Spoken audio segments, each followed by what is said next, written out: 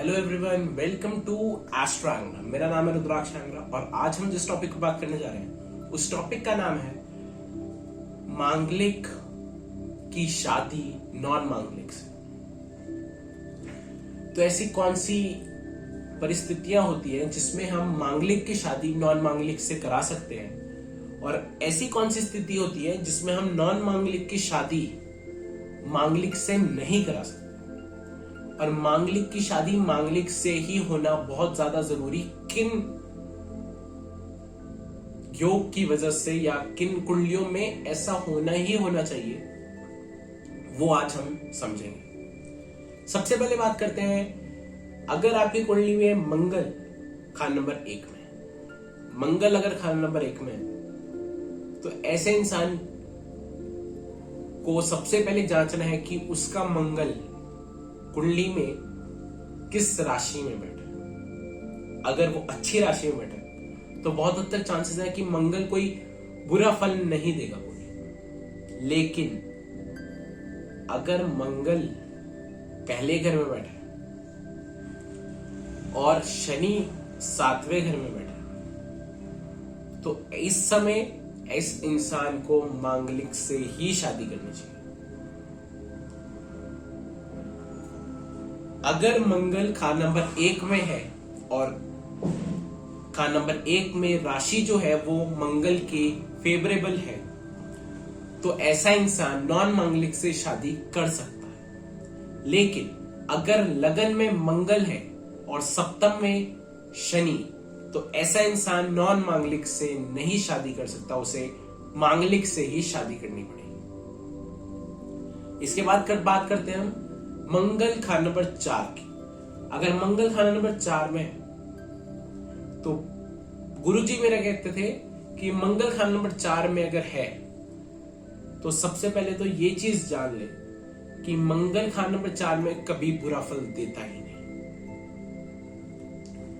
ऐसा इंसान ज्यादातर अगर नॉन मांगलिक से शादी करे तो भी कुछ नहीं होगा, और अगर मांगलिक से शादी करे तो भी कुछ नहीं होगा। तो ऐसा इंसान इस कंडीशन में, मतलब अगर सामने अब शनि भी हो तो भी कोई प्रॉब्लम नहीं, तब भी ऐसा इंसान मांगलिक या नॉन मांगलिक किसी से भी शादी कर सकता है अगर मंगल खान नंबर 4 में है तो सिर्फ।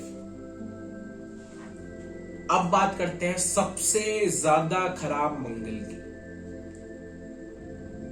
मंगल खान नंबर 7 में और मंगल खान नंबर 8 में। ज्यादातर अगर मंगल आपका खान नंबर 7 में है या खान नंबर 8 में है तो सबसे पहली निशानी जो होती है वो ये होती है कि ऐसे इंसान की शादी 28 साल तक नहीं होती। आप जितनी मर्जी कोशिश कर लो, ऐसे इंसान की शादी 28 साल तक नहीं होती। अगर हो गई तो कभी जिंदगी में टिकेगी।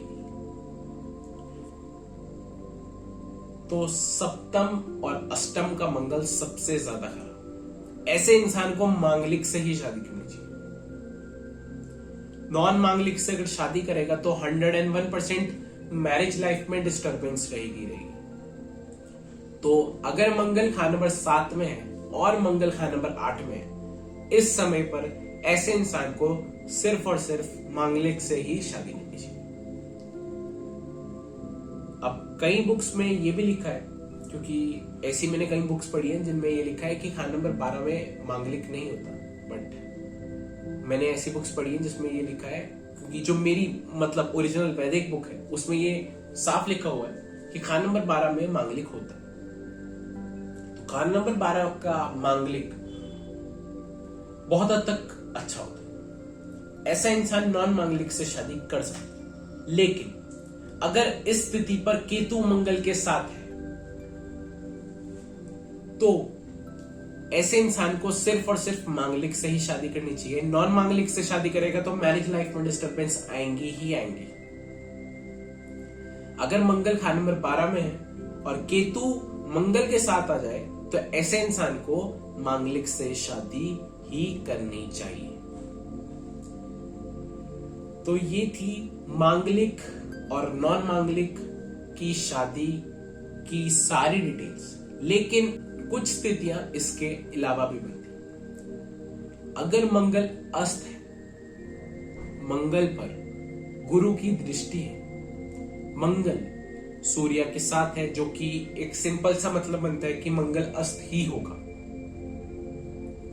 इन कंडीशंस पर ज्यादातर मंगल का मांगलिक होने का फल बहुत हद तक कम हो जाता है।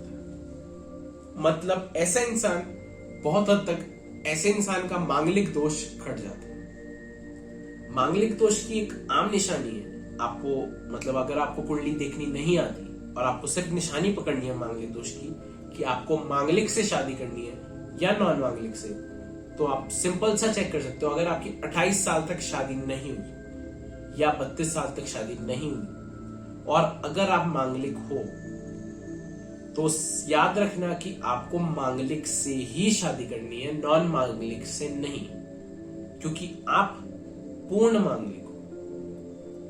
ऐसा मांगलिक दोष है आप पर कि अगर आप अब नॉन मांगलिक से शादी करते हो तो मैरिड लाइफ में प्रॉब्लम्स आएंगी ही आएंगी। जो मांगलिक दोष की मेन प्रॉब्लम होती है, मुझे नहीं पता पंडित क्या कहते हैं, बट जो मैं एक्सपीरियंस से अपने बताता हूं कि मांगलिक दोष में मेन प्रॉब्लम यह आती है कि ऐसे इंसान को जो गुस्सा होता है वो बेतुका होता है, बेमतलब पे होता है और जो कंट्रोल नहीं कर सकता।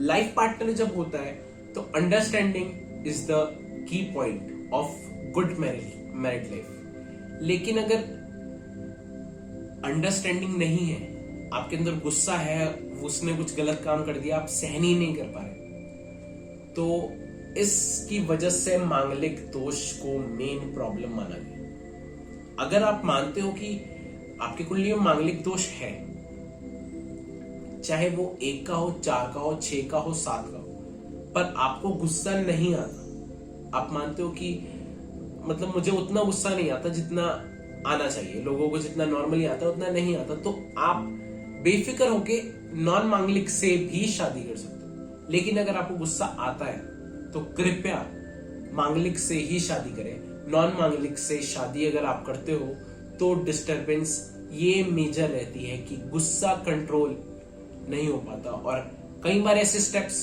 गुस्से में चके जाते हैं जिनका अंजाम बहुत बुरा हो जाता है। इसलिए मांगलिक दोष का इसलिए इतना बड़ा रोल शादी में किया जाता है।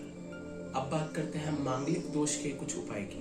अगर आपकी कुंडली में मांगलिक दोष है और आपको गुस्सा भी बहुत ज्यादा होता है, तो ही ये उपाय, आप तंदूर में मीठी रोटी सेक कर कुत्ते या भिखारी को खिलाएं। आपके घर कोई इंसान आए तो उसे सबसे पहले मीठे की जगह नमकीन सर्व करें। आपके घर में शहद की कोई शीशी कांच प्लास्टिक में नहीं होनी चाहिए। आपके घर में शहद अगर आपको रखना है तो मिट्टी के बर्तन में उसके ऊपर सफेद कपड़े से ढककर तब आप शहद रख सकते हैं। आज के लिए इतना ही, धन्यवाद।